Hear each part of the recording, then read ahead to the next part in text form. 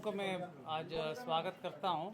जैसे आप लोगों को जानकारी होगी, जो घटना मोकामा विधानसभा क्षेत्र में हुआ है उसको जिला प्रशासन और पुलिस ने काफ़ी अति गंभीरता से लिया है। गंभीरता से लेते हुए पूरी घटना का छानबीन भी पुलिस द्वारा पुलिसी कार्रवाई के तहत की जा रही है। कांड दर्ज हुआ है और पुलिसी कार्रवाई अलग से चल रही है।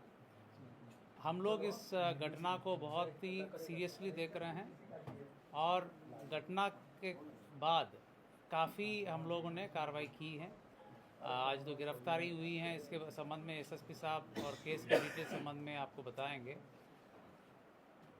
आचार संहिता बहुत ही एक मजबूत स्तंभ है पूरा इलेक्शन प्रोसेस में, और इलेक्शन कमीशन का स्पष्ट निर्देश है कि बाई लॉ इलेक्शन होगा तो उसी का अनुपालन 100% करने में हम लोग लगे हुए हैं और कराएंगे भी।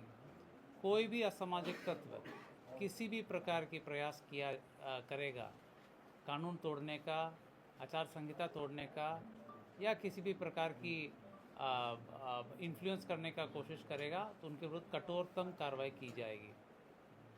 हम लोग 100% आर्म्स डिपोजिशन करने के लिए आदेश दिए हैं और लगातार जल्द से जल्द जितने भी लीगल आर्म्स हैं वो भी डिपॉजिट हो जाएंगे।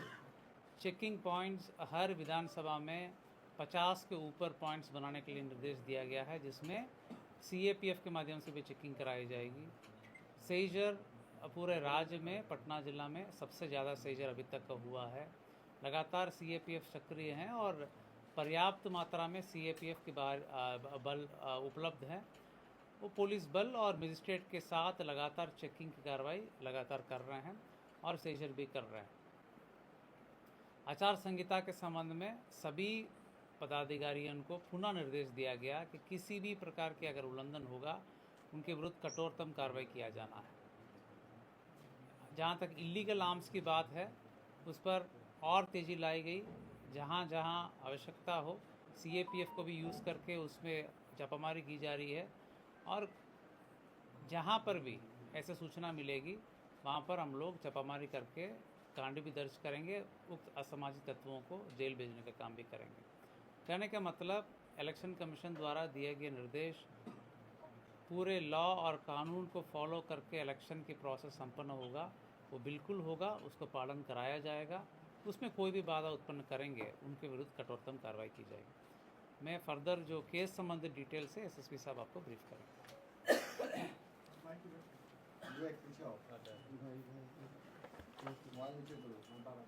आप लोग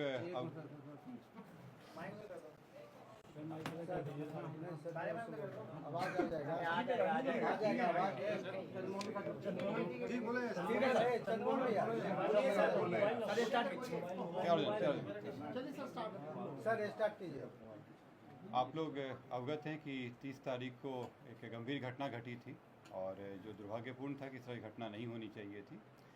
इस घटना में जो तारतर गांव है उसके समीप में दो पक्षों जो वहाँ प्रत्याशी थे वो उन दोनों के काफिला आ रहा था और उन दोनों के बीच पक्षों में झड़प हुई और झड़प में पथराव हुआ, लोग घायल हुए और उसके बाद एक शव बरामद हुआ। उसमें जो दुलार चंद यादव हैं जो 75 वर्ष के रहने वाले हैं, उसी गांव के पास के रहने वाले हैं, उनका पूर्व में भी आपराधिक इतिहास रहा है, उनका शव बरामद किया गया। उसके बाद वहाँ पे दोनों पक्षों के द्वारा कांड दर्ज कराया गया। कांड दर्ज होने के बाद अनुसंधान प्रारंभ किया गया। पुलिस घटना की सूचना मिलते ही तुरंत पहुंची थी वहां पे और वहां से साक्ष्य भी इकट्ठे किए गए। घटनास्थल से कई जगह के फुटेज भी प्राप्त हुए जिससे क्या घटना हुई है उसके बारे में कई जानकारियाँ मिली। लोगों के गवाह भी सामने आए और उनकी गवाही भी ली गई। साथ ही कल मृतक का पोस्टमार्टम कराया गया, उससे भी हम लोगों को अहम सुराग मिले। जो अभी तक के अनुसंधान में आया उसमें उससे प्रतीत हुआ कि ये जो घटना हुई है ये आदर्श संहिता का उल्लंघन भी हुआ है। इसमें ये एक गंभीर मामला भी था। हम लोग इलेक्शन कमीशन के द्वारा निर्देशित भी किया गया था कि शांतिपूर्ण ढंग से इलेक्शन होना चाहिए, और इसमें जब अनुसंधान किया गया तो पाया गया कि जो प्रत्याशी हैं वो वहाँ पे मौजूद थे, उनके सामने में घटनाएं हुई हैं और जो कांड के मुख्य अभियुक्त भी हैं अनंत सिंह, उनकी आज गिरफ्तारी बेड़ना गांव से किया गया है। इसमें हम लोग को जो जानकारी प्राप्त हुई थी, इनके 2 सहयोगी भी इनके साथ में थे जो उस घटनास्थल पर भी थे और उनकी भी गिरफ्तारी की गई है। ये 2 व्यक्ति हैं मणिकांत ठाकुर जो नदवा गांव के रहने वाले हैं और दूसरा रंजीत राम जो लदमा गांव के रहने वाले हैं। इस पूरे मामले में 3 लोगों की गिरफ्तारी हुई है। जो प्रत्याशी हैं अनंत सिंह, उनकी गिरफ्तारी हुई है। दूसरा मणिकांत ठाकुर जो नदवा गांव के रहने वाले हैं, बाढ़ थाना अंतर्गत। दूसरे रंजीत राम जो लदमा गांव के रहने वाले हैं। ये लोग भी उस घटनास्थल पर थे मौजूद। इन तीनों की गिरफ्तारी की गई है। इन तीनों को आगे मजिस्ट्रेट के सामने प्रस्तुत कराया जाएगा और आगे विधि सम्मत कार्रवाई की जाएगी। किस आरोप में गिरफ्तार किया? बात जानना चाहते हैं कि पोस्टमार्टम रिपोर्ट में गोली लगने की बात हुई थी। कौन सा आर्म यूज किया गया? आप लोगों को ये पता लगा गोली चली है तो कौन से बंदूक से चली है? इसमें जो पोस्टमार्टम रिपोर्ट आया है उस रिपोर्ट में दिया गया है कि उनके जो मृत्यु का कारण बताया गया है उसमें बताया गया है कि जो शॉक लगा है उनको हार्ड और ब्लंट सब्सटेंस के साथ, जो उनके हृदय और फेफड़ों में जो चोट आई है। इसके अतिरिक्त उनके पाँव में गोली का भी आया है कि उनको गोली मारी गई है।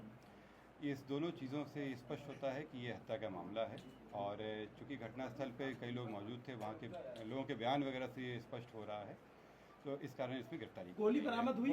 नहीं, इसमें गोली बरामद नहीं हुई है क्योंकि इसमें जो मृतक के पोस्टमार्टम में पता चला कि एंट्री वुंड भी था और एग्जिट वुंड भी था। दोनों तरफ से हमला हुआ है। दोनों तरफ से जो आरोप लगे हैं, दूसरे पक्ष में गिरफ्तारी हुई क्या? दूसरे पक्ष में कोई गिरफ्तारी हुई? दूसरे पक्ष में मैं आप लोगों की बातों, मैं आप सभी के प्रश्नों का उत्तर दूंगा। यहाँ पे एक एक करके हम लोग बात करेंगे। दूसरे पक्ष की गिरफ्तारी हुई? लोग कह रहे हैं कि सरेंडर किया आनंद सिंह ने, ये स्पष्ट कर दीजिए कि सरेंडर है या गिरफ्तारी है? सर सरेंडर है या गिरफ्तारी? मैं एक एक करके आप लोगों के प्रश्नों का उत्तर दे देता हूँ। इसमें पहला बात जो था कि 3 लोगों की गिरफ्तारी हुई है। इससे 3 लोगों की गिरफ्तारी हुई है। इसमें अन्य लोग भी हैं जिनके विरुद्ध रेड छापामारी चल रही है। कार्तिकेय जी, दूसरे पक्ष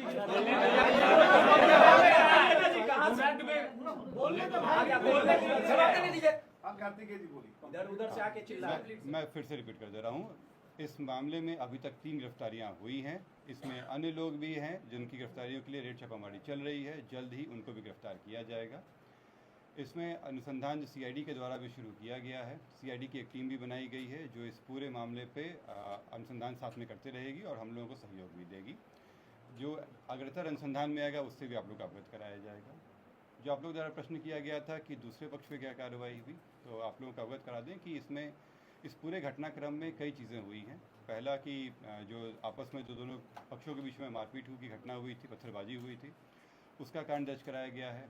पुलिस को जब जानकारी मिली थी कि इस तरह की चीज़ें हो रही हैं, उसका भी केस दर्ज कराया गया। इसके अतिरिक्त जो गाड़ियों का काफिला था उस आदर्श आचार संहिता का उल्लंघन था, उसका भी कारण दर्ज कराया गया है। कल जब पोस्टमार्टम के लिए ले जाया जा रहा था तो वहाँ पे भी कुछ शरारती तत्वों के द्वारा पुलिस के साथ भिड़ंत हुई थी, उसका भी कांड दर्ज कराया गया है। इन सभी कांडों में कल रात में कई जगहों पर रेड छापामारी करके कई लोगों को गिरफ्तार किया गया। इसमें दोनों पक्ष के लोग शामिल हैं। इसमें जो पुलिस के साथ हाथापाई हुई या तोड़फोड़ हुई या आपस में मारपीट हुआ, उन मामलों में गिरफ्तारियाँ हुई थी। ये हत्या के मामले में आज ये गिरफ्तारी 3 हुई है। सरेंडर किया है सर या गिरफ्तारी हुई? कहाँ से गिरफ्तारी हुई? जैसे मैंने स्पष्ट कहा है कि ये 3 गिरफ्तारी हुई है, इससे स्पष्ट है कि सरेंडर नहीं है, गिरफ्तारी है। और ये बेरना गांव जो बाढ़ के अंतर्गत आता है, वहाँ से गिरफ्तारी की गई।